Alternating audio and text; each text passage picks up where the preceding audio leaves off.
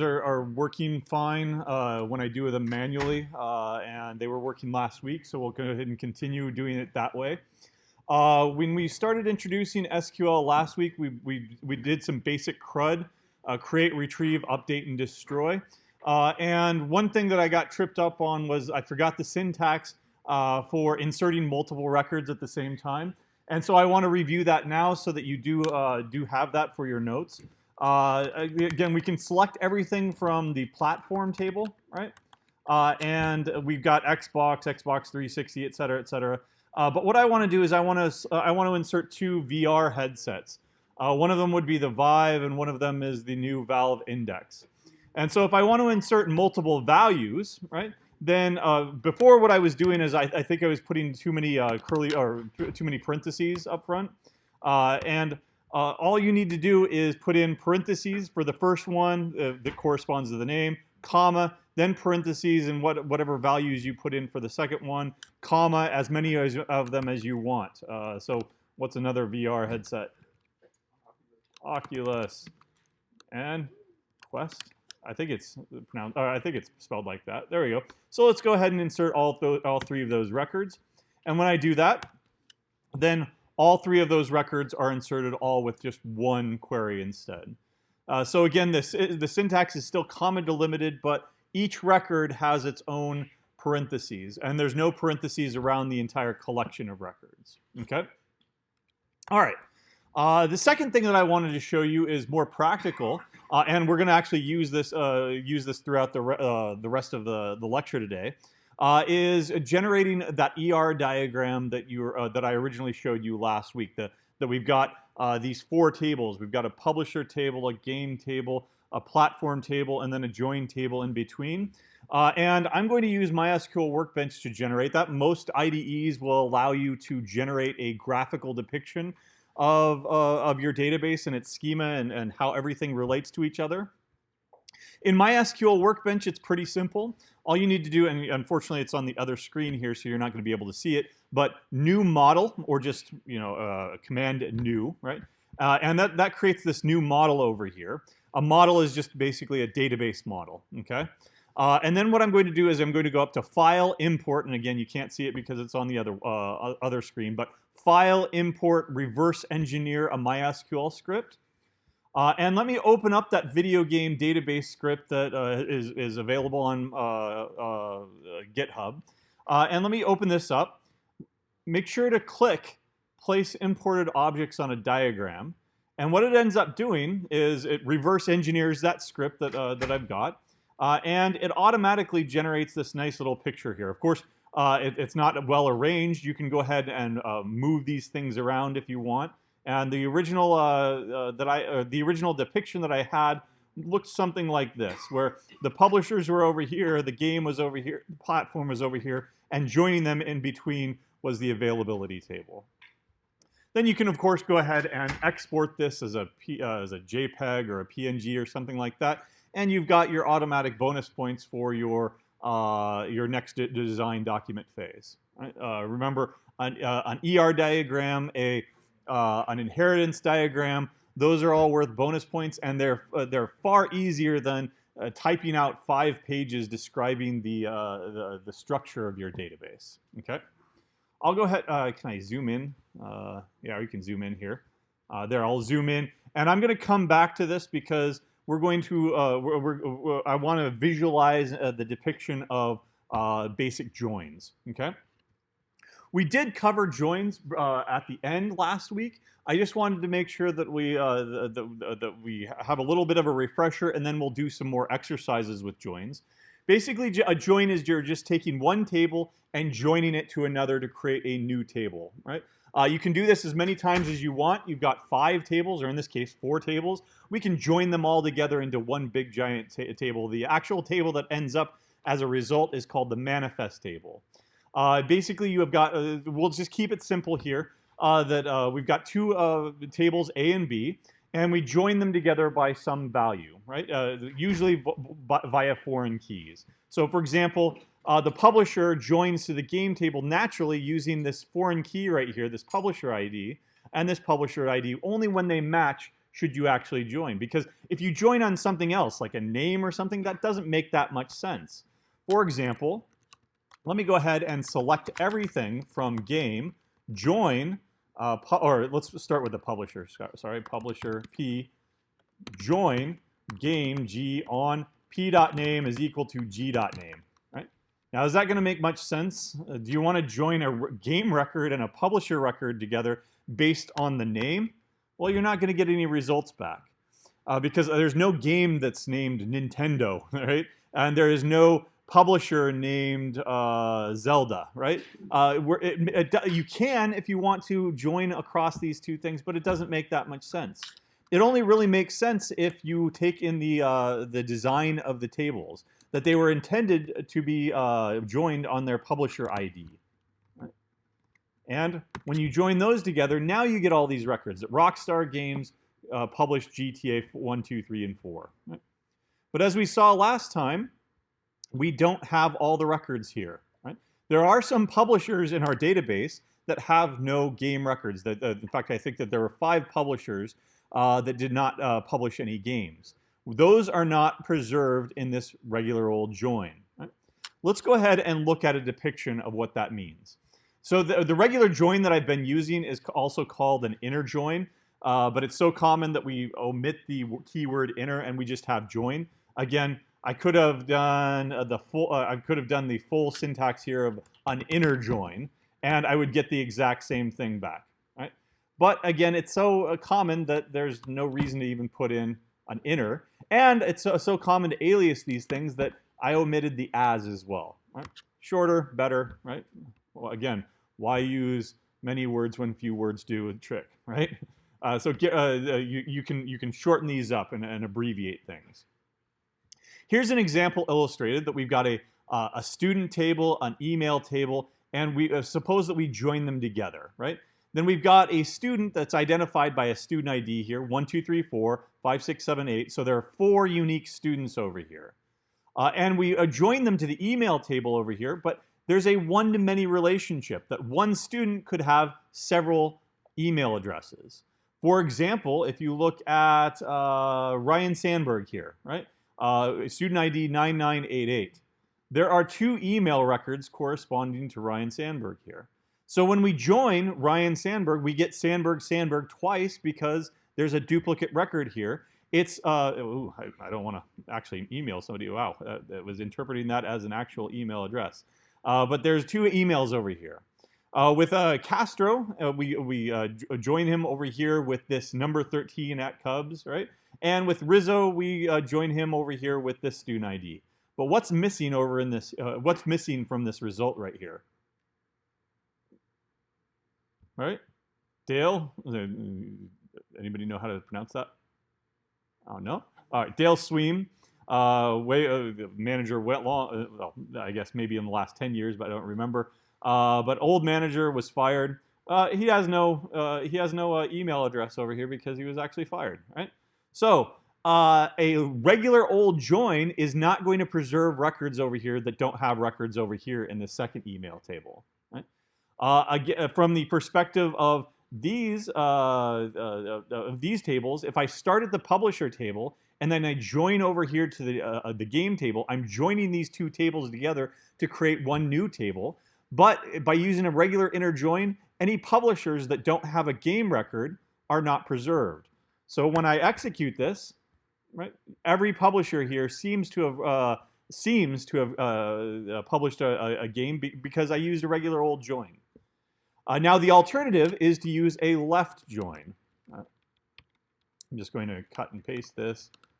And if I do a left join, now I get more records, right? In fact, if I sort these by the name of the game here, Sony, Square Enix, Sega, Blizzard, and Atari, 5 publishers do not have any game records over here. And the left join is what preserves those records. With this example, if I do a left join, and let's jump down here. If I do a left join instead, I get this result here. The same 4 records as before, because they all match something in the second table. But now I get Dale Sweem preserved with a null email address because there's no other email address in the second table. Right? As I said last week, there are right joins. Right? Let me go ahead and look at what that looks like. Right join. Right? And it looks much like the first one. Right? There are not records preserved in the publisher table, because what I'm basically doing is I'm not switching the order here, but I am switching the preservation order. So if I do a left join, that means that things in this left table are preserved even if they don't have any matches in the right table. If I do a right table join, right, a right join, that means that game records over here that do not have a publisher record are preserved. But is that even possible? Right? Remember the hierarchy here. Can a publisher exist without a game? Yeah. But can a game exist without a publisher? No, because it needs this foreign key right here. So in that sense, a right join here, you're preserving all the records in the right table. It doesn't matter because by definition or by design, those are all going to be preserved anyway because those records would not exist otherwise. But there are some situations in which you might want to, preserve records from the right and then maybe from the left instead. Okay. Let's go ahead and take a look at or start building up towards that and look at some other ways of doing things. Right. So what I want to do is let's go ahead and flatten the entire data model. All right. Report all games. Well, actually, not the entire data model. Forget about that. Flatten the game platform data model. Report all games and all platforms they are available on. Right. There we go. All right, so where should I start?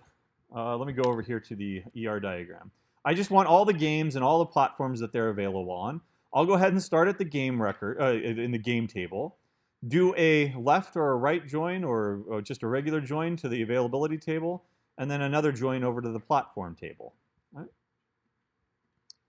All right, so select everything from game G. Let's just do a regular join and see where that gets us first. Join availability A on g.gameid is equal to a.gameid.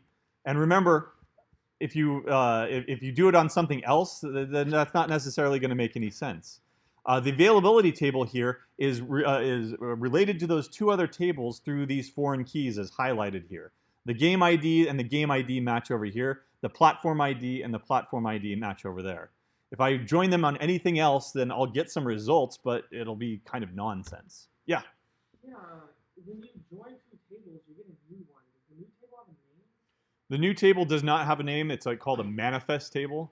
It manifests itself out of the database. You could write SQL code that the manifest table, then you can throw that in and create a new table or something like that. There are also other things like views and stuff like that. It's not a real table that exists in the database. It is a table that exists in memory as the database is running. Right?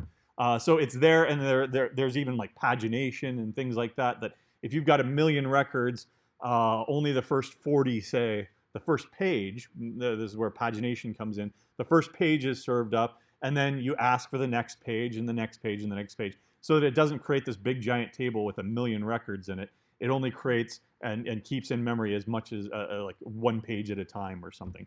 That's all opaque to us. That's all the database's responsibility. We never have to worry about those details. Right? Okay, so let's go back over here. And I've joined onto the availability table. That'll give me all of these game records as well as their publish year, right? But the publish year that they were published on a particular platform. So I need to go all the way over to the platform table with another join, platform P, on, let's see, a.availability is equal to, or it's not availability, a.platform ID is equal to p.platform ID. There. But I don't see any null records here at all. Why? In fact, I remember GTA 1, 2, 3, and 4 being in my database, but I only see GTA 4 now. That's because that's the only game that's actually available on any systems. So what do I need to do to preserve all those game records? I need to do a left join instead. There we go. And now I get all those games, GTA 1, 2, and 3, that are not available on any systems. I had to do a left join all the way over, because if I only did a left join once, let's see what that looks like. Now I'm not getting all those records again. Because what happens is you left join, left join, left join. Let's look at it from this perspective here. I'm taking the game, I'm left joining it to the availability, and if I just do a regular old join to the platform, then anything that has a null platform ID in that result, in that manifest table, it's not going to have a matching record over here, and so I subsequently lose those records. Right? If you're going to be joining to multiple tables, and you want to preserve them all the way from the beginning, I want to preserve all game records to all availability records to all platform records, then I need a left join all the way through. Right? Now, one thing that I do notice here is, let's go ahead and look at all of these are the platform names, so Game Boy, Mac, NES, PC, et cetera, et cetera. What don't you see there? What did we just do up here? We inserted 3 VR headsets. Do you see them in those records? Do you see them represented in these records at all? No. Why? Because we were doing a left join, we were preserving from the game all the way to the platform. What about preserving all the platforms all the way back to the games? What do I need to do there? I preserved from the left with game to availability to platform. If I want to preserve all the platforms, regardless of whether or not they have any games, what do I need to do instead?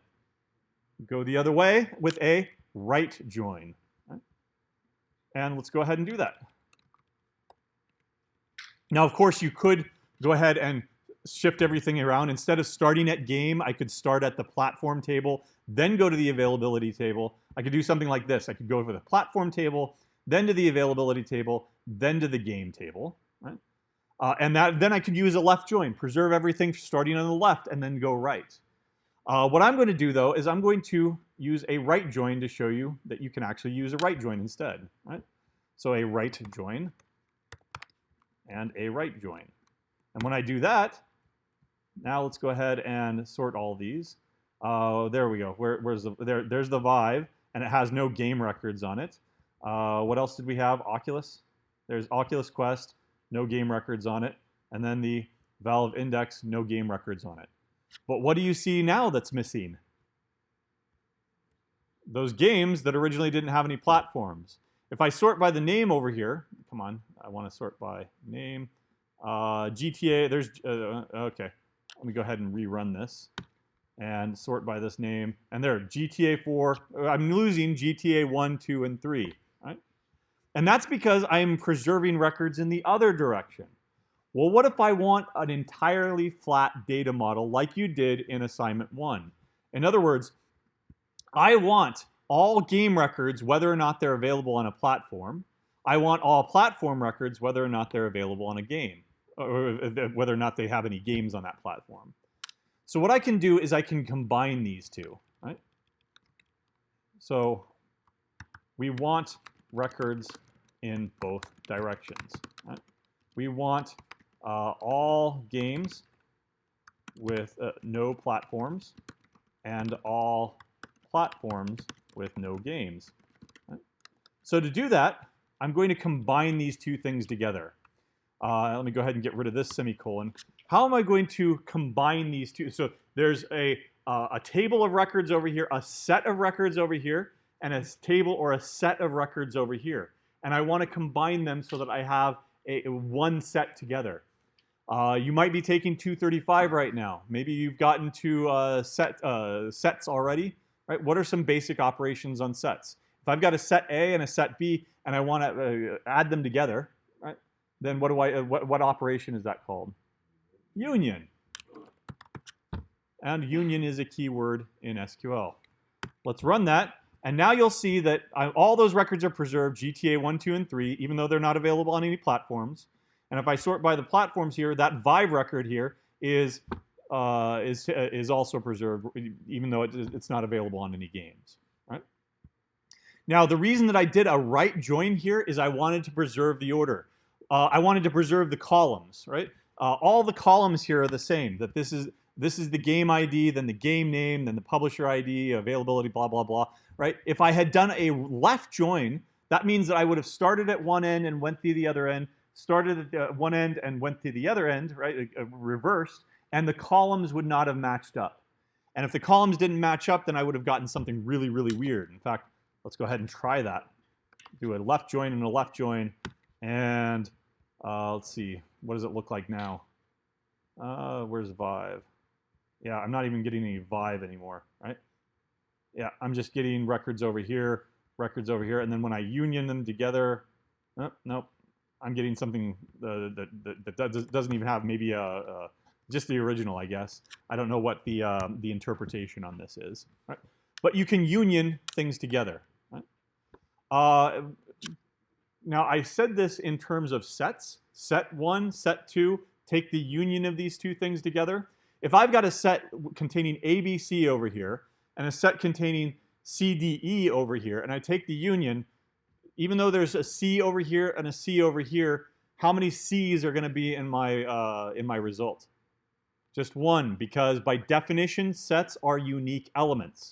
If you don't want that in SQL, you can go ahead and go union all. I don't know if I've got any examples here of duplicates. I probably not, because of the database is well designed, but that would have preserved any duplicates that might have come out of that. Okay, but otherwise, union is all we need for this example. Okay, all right. So that is joins. Left join, right joins, regular inner joins. These are called outer joins, by the way. A left outer join, but I put that in parentheses because we omit that keyword. You don't need to write left outer join every single time. Left outer join, left outer join. You can if you want to, if you really like typing. Outer, outer, outer, outer. There we go. And it's the exact same thing as before, right? But otherwise, you can omit that keyword. Outer, outer, outer, outer. There we go. So left joins, and there are also full joins. There's something called a full join. Let me go ahead and do that. Let's go with publish, select star from publisher P. Let's see, not join. No, what is it called? Full outer, no, cross join. Yeah, game G. And I'll just do it like this. Right there. Now I'm getting every single record matched with every single record. Again, if you're taking 235, this is a cross join, also called a Cartesian product. If you take a set ABC and a set 1, 2, 3, so 3 things on each one of these, then each one, A will be matched up with 1, 2, and 3. B will be matched up with 1, 2, and 3. C will be matched up with 1, 2, and 3. So if you've got n elements over here and n elements over here, that means that you're going to end up with n squared elements. Now imagine if you, in a database, if you've got 1,000,000 elements in the first table and 1,000,000 elements in the second table, how many elements are you going to have? Million, billion, trillion, 1 quadrillion, right? Good luck processing that. So full cross joins are not something that you want to do. Right? You'll understand this and appreciate this even more in 235 when you eventually get to relations. Relations are simply just a subset of the Cartesian product that satisfies some predicate. And that's exactly what we're doing here. We are doing a join, so we're doing a Cartesian product, but only for records whose game ID matches. That's called a relation in math, and that's where we get our name for relational database management systems. It's all based on relations in mathematics, right, in discrete math. Okay? All right, let's see. Okay. There are some other, let's see, what do I want? Modifiers. Oops. I want a comment, right? Modifiers. Right? So to select only distinct values, that is unique values, you can use the distinct keyword. So for example, In this database, I don't have that many because it's a well-designed database. There's not going to be many distinct things. So what I'm going to do is let's go ahead and select the release year or publish year. I forget which it is. Let's find out. The publish year. All right. Let's see what all the years of all the games that have been published are. So select publish year from availability. Right? And we're going to see that we're going to get some duplicates here. If I sort this, then there's two 1992s here. Right? There are several 2005s, probably because of that Lego Star Wars being published on 4 different systems all in the same year. What if I don't want those duplicates? What if I want to eliminate duplicates? I can go ahead and select distinct publish year from availability. There we go. And now when I sort them, then that 2005, there's only one 2005 now. So you can modify things with a distinct keyword in front of it. Okay. You can also use the in clause to define your own sets. So for example, let's go ahead and select everything from availability where publish year is equal to 2000, I forget what we had there, 2000, or publish year is equal to 2005, or publish year is equal to 1992. Right? Do we have, oops, publish year, what's wrong? I misspelled availability probably. Availability. There we go. It. Misspelled it again. Right. There. Now I'm getting those 4 records from 2005, 2 of those records from 1992, and it looks like I don't have any records from 2000 or just from 2000. So let's see what other. Let's see, 1988. Well, let's go ahead and pull that. 1988. There. Now I'm getting all these records, even if it's 2019 or 2092, 1992, 2005, or 1988. Right? Now that was a long disjunctive form, right there. This or this or this or this. What I can do is I can shorten that up using an in clause. I can select everything from availability, where publish year is in the following set: 1998. What was the other? 2005, or what was the other one? 1992. Order doesn't matter, just like sets. Order does not matter. So you can use an in clause here to avoid having to write a bunch of ors. Right? And that's an in clause. You can also arrange,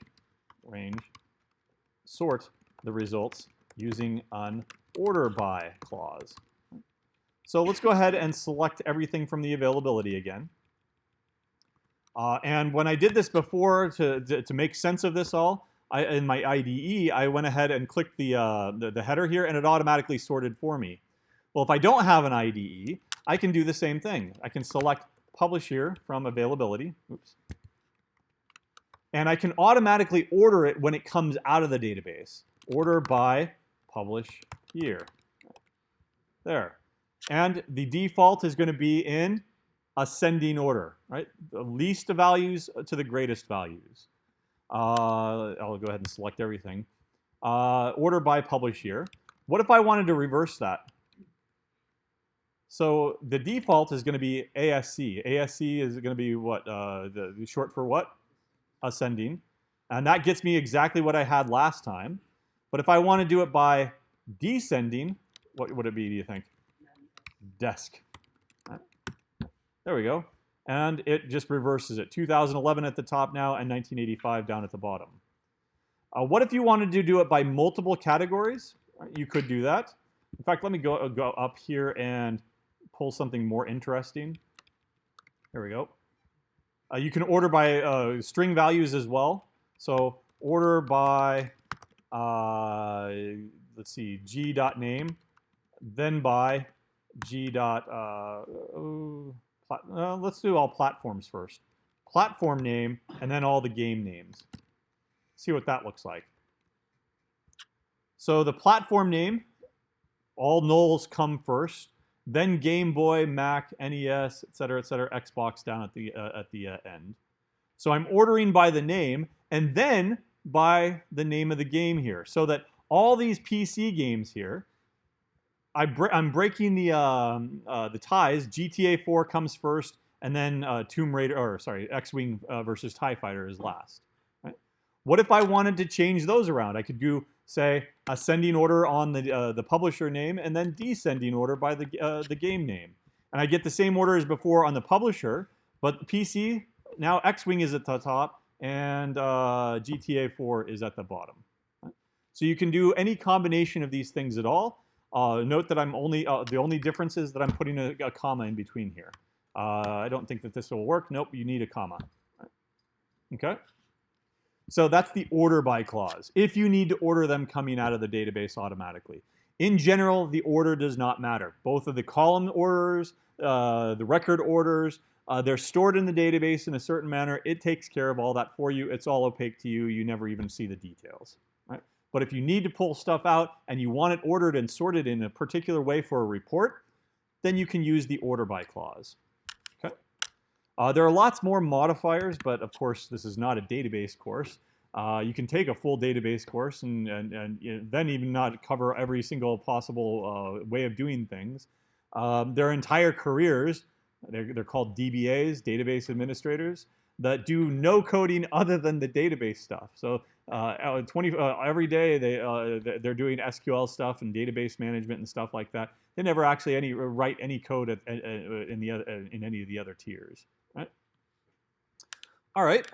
You can also have aggregates. Oops, got my caps on. Is it 2? Yeah, gets. Right? You can do basic math computation using SQL. So for example, let's go ahead, I think I've already done this one before. How many games do we actually have in this database? Select star from game. Right? And, well, if I did a manual count here, 1, 2, 3, 4, it looks like 22 to me, except for some of these game IDs have been skipped, right? There is no game 21 here. So I don't know how many records are actually in the database. You can use the count aggregate. Count everything, and it gives you the result here. It looks like it is 21. You can rename that column, because if you notice real quick, that column really had no name. It's a manifest table. It doesn't actually exist in the database. The column name is just count star, right? It's named after the aggregate that you use. So what I can do is I can provide it an alias as number of games from game. Now there's one result. It's 21. That's the number of total games in the database. You can do other basic things. For example, select star from availability. Right? When I do this, I sort these things, I see that the oldest game in my database is from 1985. I see that the newest game in my database is only from 2011. How do I get that information with one shot? How do I select the oldest game in the entire database? What do you think? Min of publish year from availability. And there I get 1985. How do I get the newest game available? The most recent game. Max, right? There, and it was published in 2011. I'm not sure. I've got some pretty old games in here. What else would you want to do with an aggregate? What's another common thing that you would number crunch things out with? Average. And the shorthand for that is AVG. It's not average, it's not AVE, don't ask me why, but it looks like the average published year is 2000. So half of our, roughly, it's not the mean. I don't think that there is a mean. Mean? Nope, it doesn't like that. AVG. Right? I can get the average though, but the average of all published years in this database is going to be the year 2000. Right? All right. You can also do basic math. So I can go ahead and select min plus max of publish year from availability. And it was 1985 plus 2011, which gives me 3,996. That's kind of meaningless, but you can do basic math. You can do multiplication, and that's even more meaningless. You can do basic division. Let's find out what happens here. 1985 divided by 2011. What should it be? So 0 point something something, right? Okay, so it does floating point operations automatically. There's no truncation. If you want to treat it as a truncated integer, I think you can do integer, something like this. Nope, you can't do that. At least not with this version. There's probably some function that you can call to force it to become an integer. Oh, I know. Floor. There we go. That'll work. So floor is going to be 0. What's the ceiling? Seal, I think. And that'll be 1. That goes up. So you do have floor, ceiling. I think you might even have round. Yep, you can round it up to 1 or round it down, right? So there are a bunch of math functions that you can use here and combine it in various ways and do various things. Okay. All right. Those are aggregates. Now what I want to do is I want to do a little bit more complicated number crunching here. What I want to do is I want to answer the following question that you did on homework 1 already. For each publisher, how many games did they publish? So if let me go ahead and grab some code already up from here. Now, okay, I'll go ahead and start from scratch. Select everything from publisher P, join game G on P dot publisher ID is equal to G dot publisher ID. So I could go through this and, okay, there's Capcom. They did 2, right? Mega Man 3 and Contra. Delphine Software did 1. Eidos did 2. Okay. And this is basically what you did in assignment 1. You processed this entire flat file. You went through and you counted for each publisher. You went through and you counted up the number of records that were available for that publisher. Well, first of all, I'm using a regular old join. So what about those 5 publishers that have no games? Are they represented here? No. What would I need to do to get those? A left join. And now I'm getting Sony, Square Enix, Sega, etc. that don't have any games. But what I want is a count. What I basically want is Eidos, 3, Nintendo, 6, Sony, which didn't have any games, I want them to be 0. I want to match the report that you had in assignment 1. For that, I'm going to have to turn to something called grouping, the group by clause. Now, we're going to take a look at this and as a visualization here. The group by clause allows you to project data. So in the book, I wasted too much time in the book that the chapter for this. I'm building this this figure where you've got this cube. Say that you've got a cube. If you project it down onto a 2D plane, the cube is 3 dimensions, right? If you project it down onto a 2-dimensional plane, what do you get? A square, depending on its orientation, of course. Otherwise, a trapezoid or rhombus or something. But let's suppose that it's a nice perfect square, right? What are you basically doing when you're projecting this cube down onto 2 space? You're taking it from 3-dimensional space down to 2-dimensional space. So in other words, you're flattening it out. You're losing a dimension. You can do this with any dimension that you want. If I had a 4-dimensional cube, there is such a thing, and I projected it down onto 3 dimensions, and then I projected it down further on 2 dimensions, what would I have? Well, it's a square in the end. What is this 4-dimensional thing called that doesn't exist, that you can only see its projection in 3 space? What is this called? Tesseract, exactly. Or a hypercube, right? So the cool Tesseract from Avengers movies or whatever it is, right? That's a real thing, right? That's just a 4-dimensional cube. You can have 5-dimensional cubes. 5-dimensional cubes are just 2 tesseracts that are connected at all endpoints. Then you can go to higher dimensions and higher dimensions and higher dimensions, as many dimensions as you need, but when you project it down onto a lower dimension, you're losing one of those pieces of data. A group by clause basically does that with your data. Let's take a look at this table right here, this very simple table. It's a book table. We've got book titles, we've got authors, and we've got number of copies. So what I want to do here is I want to know how many copies of each author's books do we have. So for example, we've got 3 Douglas Adams books, 1 copy of the first, 2 copies of the second, and 4 copies of the third. I want to know how many copies of Douglas Adams books we have. So 4 plus 2 plus 1, that would be 7. Right? How many copies of Orson Scott Card books do we have? Also, well, there's just 1 book, and there are 7 copies, so 7. What about Norman Mailer? There are 10 plus 3, there are 13 books by Norman Mailer in my collection here. What I need to do is I need to reorder this table so that I'm collecting all of the authors together. All of the records corresponding to Norman Mailer, all of the records corresponding to Douglas Adams, all the only record there corresponding to Orson Scott Card. And that's what I've done here. I've reordered them. Now this is not actually what happens. This is just visually what happens. Okay. Now I'm going to project it down. How many dimensions do I have here? 3. Here's the first dimension, title. Here's the second dimension, author, and the third dimension, number of copies. What I want to do is I want to project that down, that 3 dimensions, onto 2 dimensions, meaning that I'm going to lose 1 dimension. The dimension that I don't care about is the title. I want to group all of the Norman Mailer books together and get a sum of 13 over here. Group all of the Douglas Adams books together here and get a sum of 7, and Orson Scott Card with 7. Once I've grouped them, I project them down, and I get this kind of result here. You do this all the time in, say, Excel or something like that with just, reorder them, count them up or something like that. There are things that project data down in Excel and other things. This is how you do it in SQL, in a relational database system.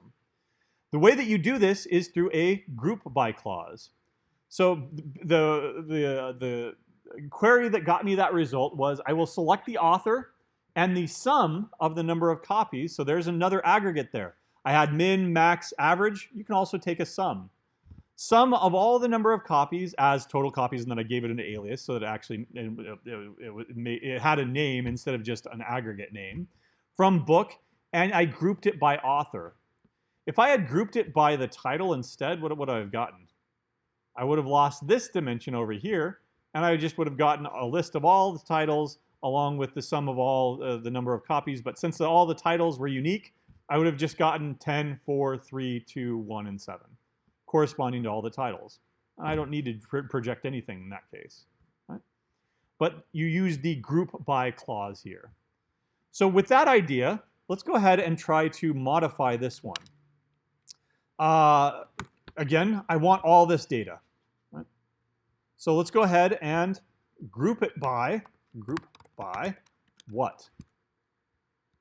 I'll go ahead and roll this back and look at the actual results here. How am I going to want it grouped if I want to know that this publisher, Rockstar Games, has published, or Capcom, say, has published 2 of these things over here? Okay, group it by what? Group by p.name. Okay. Let's see what we get out of that. Well, I didn't have any aggregates, did I? So if I don't have any aggregates, what am I selecting here? I'm selecting everything and grouping it by the name and then projecting it down. Right? I'm just getting the original data, right? Except that the first instance of Capcom is preserved, the first instance of Delphine software is preserved, and none of the others are. I've flattened them all out, and I've lost all that other data. So let's go ahead and select the publisher's name, and then what kind of an aggregate here do we want, and what do we want to aggregate on?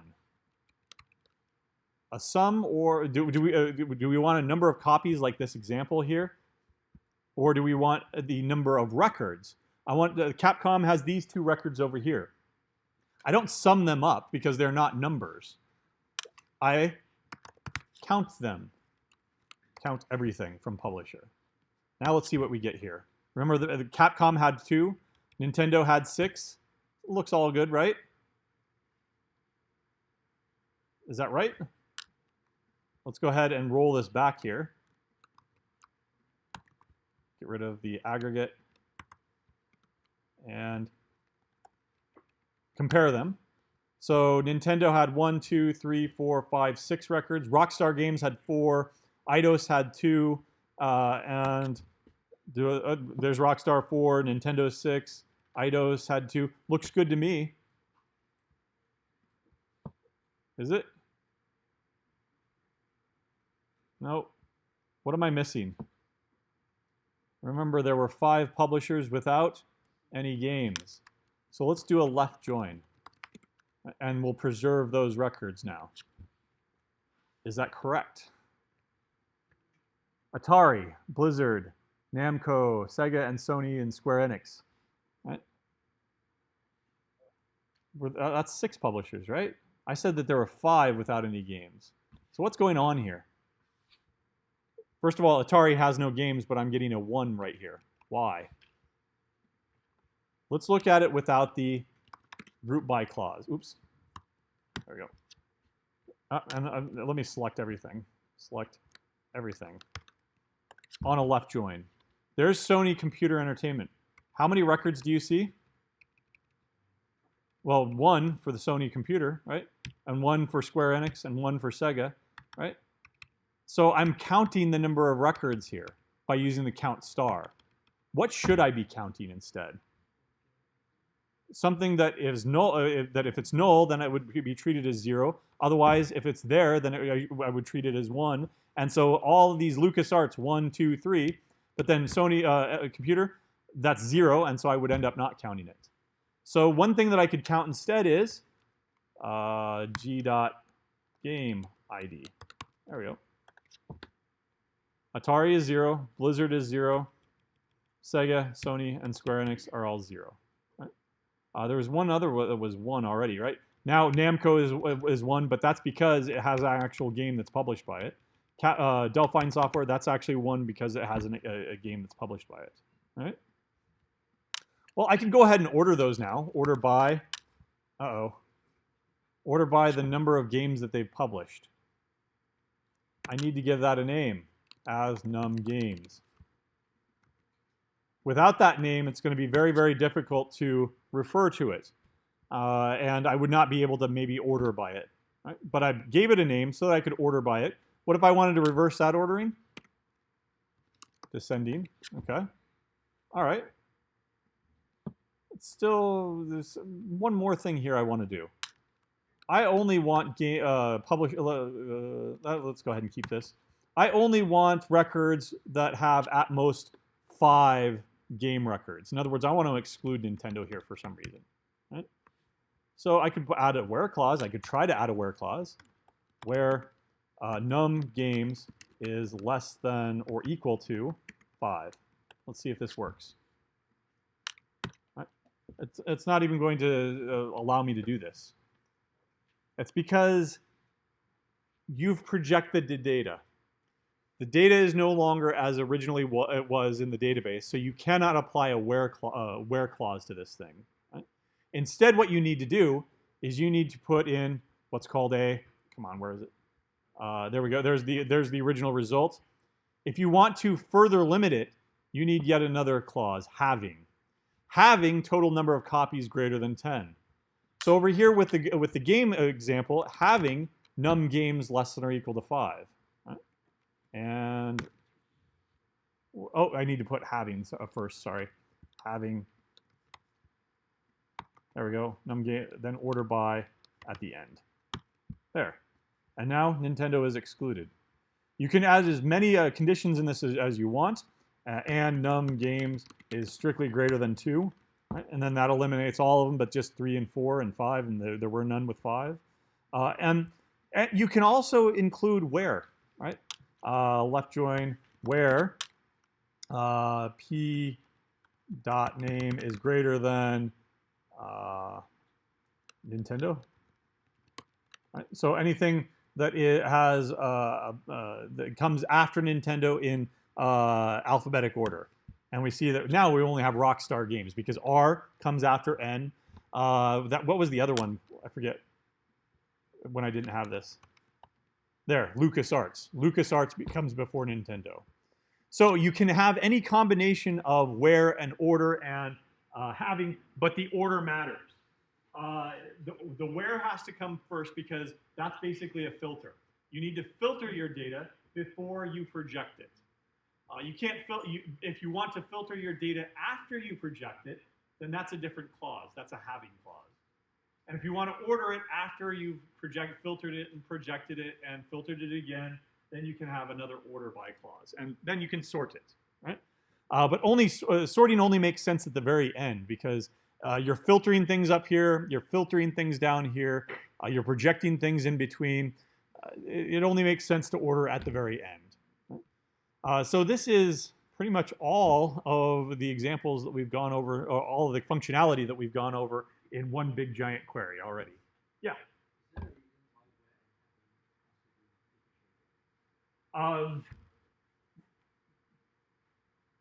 If you want to filter before the projection and filter after the projection, I suppose you could say syntactically, why not use both? Or why do we need another keyword? Why can't we just have a where and a where at the end? I didn't make it. I don't know. It's probably good to have two keywords like that, so that you're aware that one comes before the projection, one comes after the projection. You'd have to ask Edgar Codd. Or I don't know if he's responsible for SQL or not, but he's certainly responsible for the relational database management systems. So filtering before and after a projection. And I believe that you can also project multiple times. So you can project, if you've got 10-dimensional data, you project it down to 9-dimensional data, filter it, project it down to 8-dimensional data, filter it. You can continue doing that as much as you want. I believe you can have multiple group by clauses. And you can group by multiple columns as well. But that's getting a little bit complicated and beyond the scope here. All right, other questions? No? Then you're certainly prepared enough for your lab tomorrow. What I'm going to do is I'm going to make sure that you've got this in the notes. And then we're going to start talking about creating our own tables. We had started this entire discussion by already having tables created for us, right? And that's a good place to start because you work with the data, you understand the relationships between the data. But what I want to do now is I want to create my own database. Right? So again, you can show tables. I could go ahead and blow those other tables away if I really wanted to, but they're not doing any harm. You only have one database on CSE. So if you've got your albums database from tomorrow and your homework database, they can all live in happy harmony together without touching each other. They're not going to have connections between them, but they're happy living on the same database. So you don't have to blow away your tables from your homework and project in order to do the lab. They can all live happily together with each other as long as you're not using the same names. So if for whatever reason, if you did it for your project, you had a table called albums or album, then that would be a conflict with your lab tomorrow. We're not going to have that conflict because what I'm going to do is let's design a database to hold films. Right? I didn't want to save that, but okay. All right. So tell me, what is a film? What columns would you need in an Excel file to keep track of all the films that you've seen this year so that you can rate them and say, I've watched 100 films this year. A film ID, okay, a film ID. Right. ID identifier, okay. A title, okay. Okay, let's go with director. Release date. That's a good start.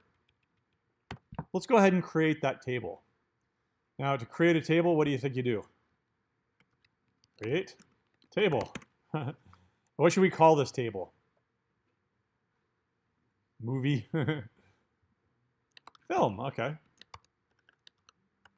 Opening a parenthesis, closing parenthesis, semicolon at the end here. Right? Create table film. Now, some stylistic points. As long as you are consistent about it, it doesn't really matter what style you adopt. I'm going to use a more modern convention here of using upper camel casing for table names. So if I have a director table or something like that, it would be capital D, director, and make sure that they are singular. Here's a table. Is it a film table or is it a films table? Which one sounds better in English? Oh, we don't know? Film table, right? It's not the films table. The table contains records that are records of films, but it is not the films table. It is the film table. So keep things singular. All right, film ID. And that's going to be my primary key. Look at the naming convention that I'm using here for columns. The primary key here is going to have the name of the table followed by ID. Right?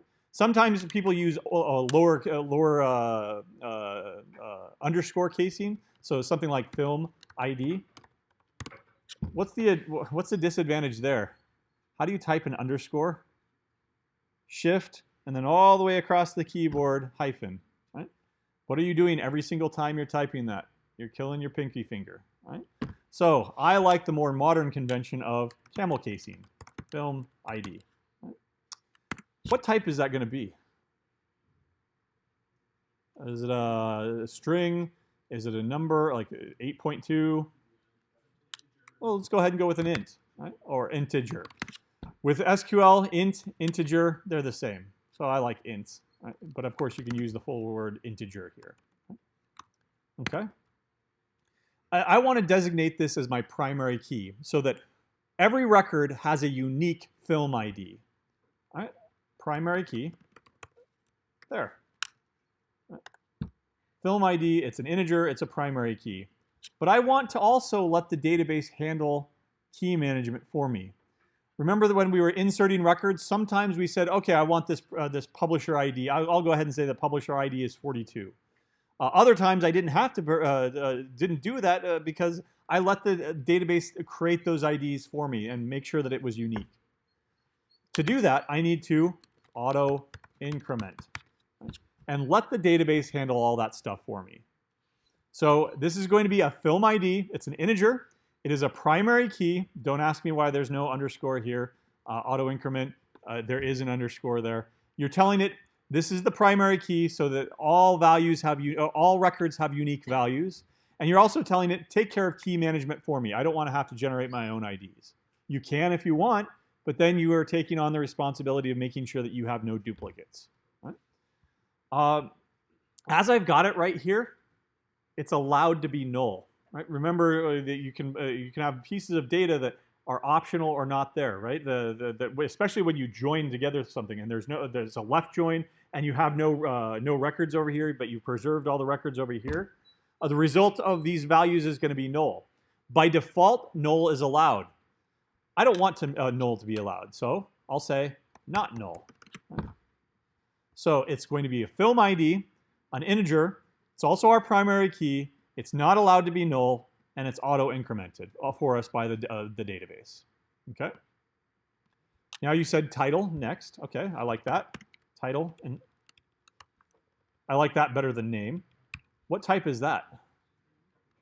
Okay, it's a string, so varchar, variable character.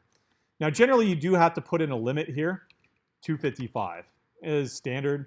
That's long enough for any title that you'll think of. But it's short enough that it can fit with 1 byte of addressing. Historically, that's why they're 255. If you need to store articles, you could have text. You can have small text, I think. What else is there? There's big text. It all depends on your database and what aliases they allow. MySQL, I think, has text. There are medium text. Is there big text or a small int? Nope. Text. I don't see long text. There we go. It's not big text. It's long text, right? I think that could hold several gigabytes of data if you wanted to store an entire book in there or something like that. There's no reason to do that. We'll go ahead and go with varchar 255. Now, but by default, that's allowed to be null. Maybe that's what I want. Right? What if we don't want that? Should you have a film with a missing title? No? Okay, so not null. Let's go ahead and put in a release date. What type is that? Okay. There is a date type. Never use it. It's not interoperable. It has a terrible implementation. There's just way too much stuff that can go wrong. Right? Instead, what's another way of representing a date? Okay, varchar. And we'll say like 2019, like some date formatted. So 2020-02-25 for today. Or maybe an IEEE an ISO 1306. I forget what the number is on ISO strings for dates, but we'll go ahead and make this a varchar. And we'll go ahead and say that you only need 50 characters for that, right? Because you don't need all 250 characters. Right? What about allowing it to be null? Maybe that's not as essential data as a title is. Maybe we've made a design decision here that the title always has to be provided whenever you insert data or update data. But release date, that's not that important. That's optional data. It is allowed to be null by default. Null, you can put it explicitly there, null, or just leave it alone, and that's the default. Right? So the release date in this case is allowed to be null, and you have a missing release date. If you had not null, and you didn't know when a movie was actually released, then you'd have to have some sort of a placeholder value there. An empty string, or like maybe 000-00-00, right? Some sort of a flag value there. And if you wanted to do that, you could. Right? So not null, default value of this.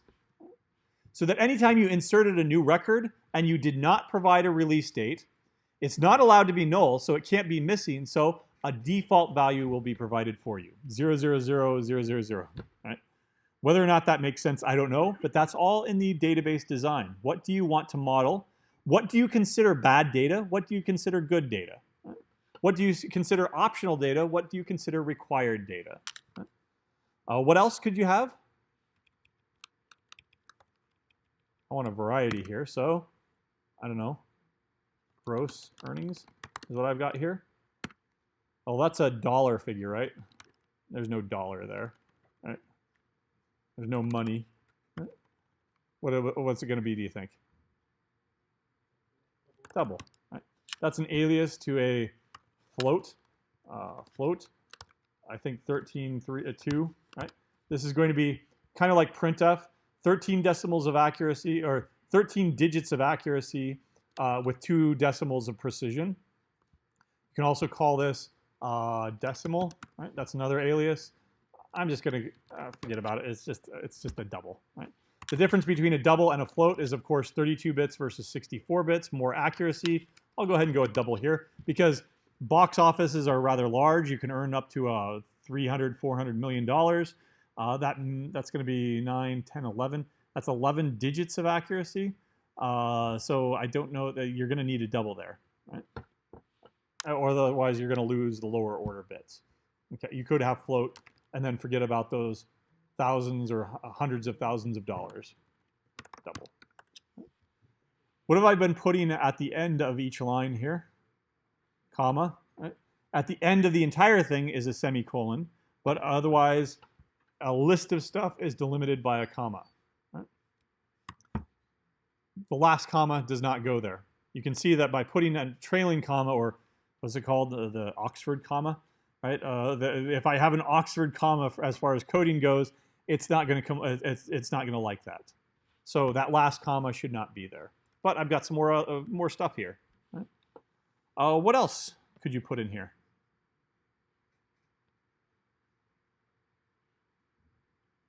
I said that you wanted to compile a list of movies that you've seen this year so that you can say, that one was the best, that one was the worst. How do you do that? A rating, okay. And we'll go ahead and go with an external IMDb rating here. I think it's on the scale of 0 to 10, but of course you can have fractional parts, so maybe you only want a float. because you only need 7 digits of accuracy. Right? Okay. Anything else? Do you know how films are uniquely identified? Well, in our database, they're uniquely identified with this auto-generated key. How are people uniquely identified in the United States? Social security numbers. How are you uniquely identified as a student at this university? NUIDs, right? Now, do you think that in the history of mankind that nobody has ever screwed up a social security number or an NUID? Let's just blame our university here instead.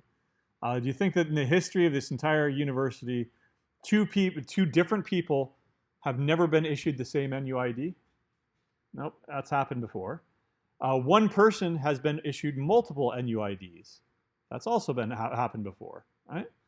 It happens not often, hopefully, but that does happen. So if we've got an external dependency, say that we're doing a database here and we've got a way of externally identifying stuff, should we use that as our ID? Probably not, because if it's an external dependency and they screw up, that screws up our database. Right? If they screw up and 2 students have the same NUID, that screws up all of our records. Right? There's no way to distinguish those two. If they screw up and one student has 2 NUIDs, then we need to go through and find all the records and combine all the records and change all the NUIDs, and we're basically touching almost every single record in our entire database to do that. I don't want to be dependent on the incompetencies of others. So what I'm going to do is I am going to want to that external NUID or social security number, or in the case of films, do you know how they're registered? Let's see. There should be a website for this. EIDR, look up. I don't know, give me a entertainment identifier registry, right? So this is how, hopefully I don't have to log in, but this is how it knows what's playing on your DVR or whatever, right? There's a universal number and that goes to this big giant database. So give me a movie. Recent Pulp Fiction. What was the other one? Pacific Rim. Okay. Okay. I'm gonna have to find Pacific Rim. All right. I don't know if I'm gonna be able to look this stuff up. Pacific Rim EIDR. Am I gonna be? That's YouTube. Nope. That's the Lumineer number. What's your EIDR? Come on. Look up. Well, EIDR look up. There should be a website that you can do this. Maybe, I don't know what the different UI. I don't know. You might have to pay for this crap. Oh, well. Oh, it's good. Okay.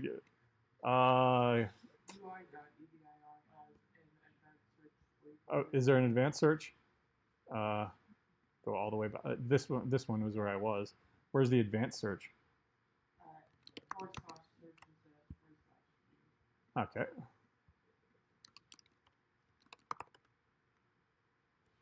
All right. Ooh. Okay. There we go. Pacific Rim. Okay. You're going to get 50 different copies because, of course, you've got international releases, DVDs, films, et cetera, et cetera. But that's what it looks like. It's kind of difficult to see, but there's the EIDR identifier right there. What type is that? Well, it's a string. So I'll go ahead and put that in here. EIDR, varchar, and certainly 100 is big enough to hold that. Right? But there are some issues here. One is, again, we don't want our database identifiers to be dependent on external entities, right? They're called natural keys. This EIDR, that's a natural key. Just like for people in the United States, social security number, that's their natural ID. students at this university, the NUID is their natural ID. This is not called the unnatural ID. Instead, it's called a surrogate key, a replacement key that we will be using for our database. But we still want that external ID because we want to keep track of that. Right? Well, we still want to keep track of the external ID. Right? In this case, the EIDR or Social Security number or NUID, etc. Right? These are called the natural keys. Right? So what we do is we need to make sure that the natural key, that the external natural key is unique.